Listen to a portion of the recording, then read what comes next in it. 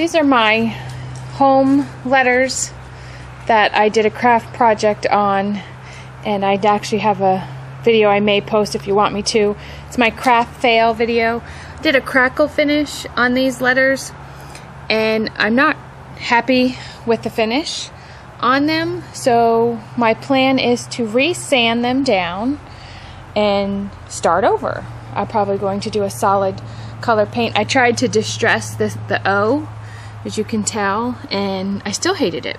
So what I'm going to do now is start over, and that's what we're going to videotape now. If you want to see how I got to this point, please leave a comment and I will post the other video step by step how I did a crackle finish.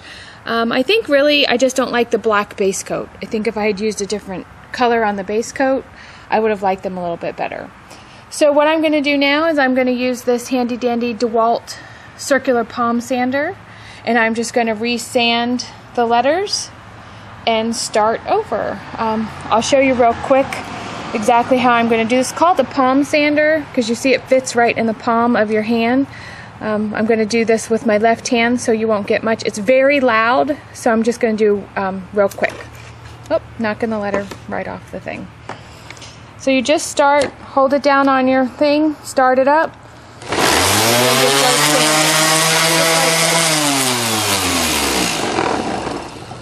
Since I'm doing it with one hand, my project is walking right off of the surface. But you see, I have an 80 grit sandpaper on there, and it's going to take the paint right off, and then we can start all over.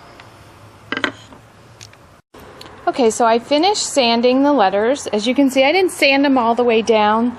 I really just wanted to sand the edges where if I painted them again, I could do a little antiquing and you wouldn't see the black. And when I sanded with the grain of the wood, and then I just sanded around the edges. And I started with an 80 grit sandpaper, which is a little rougher, and then I finished with a 120 grit sandpaper. And let me just talk about tools for a real quick minute. You'll see that this is a DeWalt sander. And if you watch any of my videos, you'll see that we live pretty frugally. I like to shop at thrift stores. I haven't done any coupon videos, but I shop with coupons. But when it comes to purchasing tools, you really need to be smart and buy the best tool that you can afford. I'm not saying the most expensive. Buy the best tool. Do your research. What's the best tool for the job you're doing? Read reviews. My husband and I tend to buy DeWalt drills, DeWalt sanders. I actually have a Ryobi sander that I like. And, we have a couple Craftsman tools. I know Craftsman hand tools have a lifetime warranty. If they break, you can take them back. So if it's something you're going to be using a lot, buy the best tool that you can afford. Don't go to the dollar store and buy your paintbrushes, because when you paint, the bristles are going to come off into your hard done paint job, and it's going to ruin it. Buy the best paintbrush because your job will be better, it'll look more professional, and those types of things are important. Because if you're going to go to all that hard work to do the job, then buy the best tool for the job, and then you'll have it forever. If you buy a cheap tool, it's going to break, you're going to have to replace it, and really you're going to end up spending more money in the long run by buying cheap tools than buying the best tool that you can afford. So I just wanted to go off on tools for a minute. So now I finished sanding the letters, and actually my plan was to repaint them, but I'm kind of digging the way these look actually, and I'm thinking I may put a dark coat of stain on them to kind of antique them and then hang them up. But I'm going to ask my husband what he thinks, because he kind of likes to have his opinion known, and then I'll let you know what we decide, if I'm going to paint them or stain them. But I actually kind of like how rustic they look. So that's them all sanded, and I'll keep you posted. Alright, well, Teddy came out here and he said thumbs up to staining it. He likes the way they look. So we dug through our supply of stains, and we're going to try this Minwax wood finish Puritan pine stain.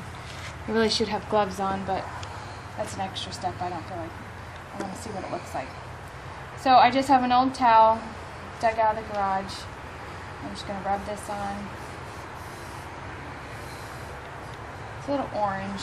I may go back over it with some paint, but I think I like the way it looks. What do you think, dear? Give it a shot.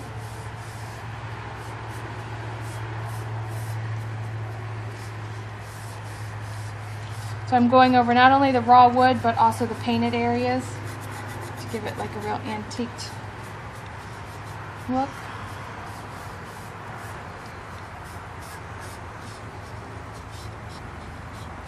You gotta remember, this was a craft I had messed up anyway, so we're just kind of seeing what we come up with. Let's finish this letter and see if we like it.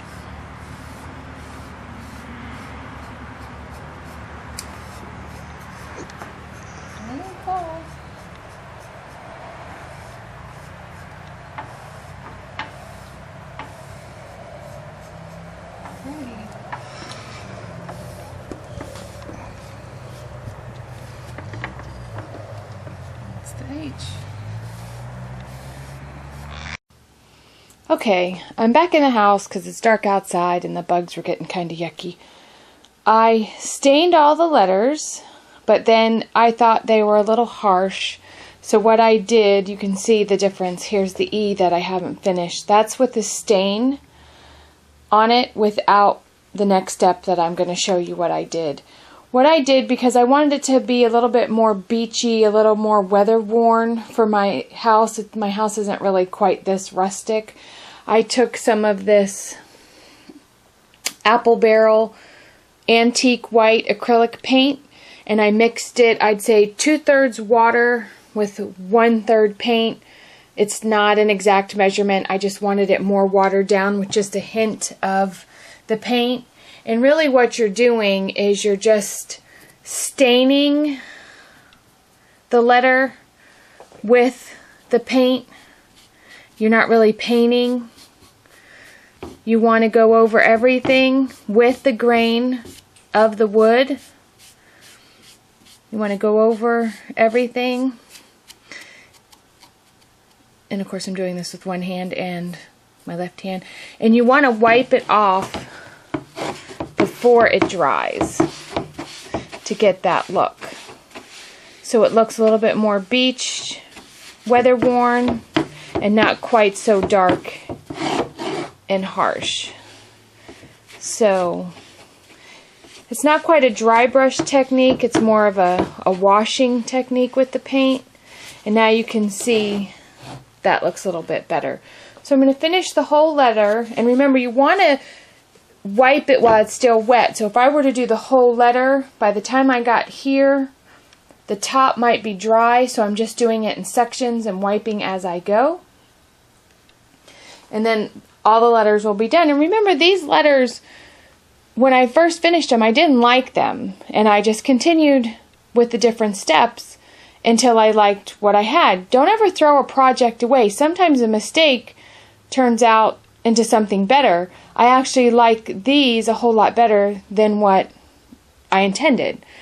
So I'm going to finish with the wash technique, and then I'm going to let them dry overnight, and then hopefully my husband will have time to help me hang them, and then we'll show you how we're going to hang them on the wall.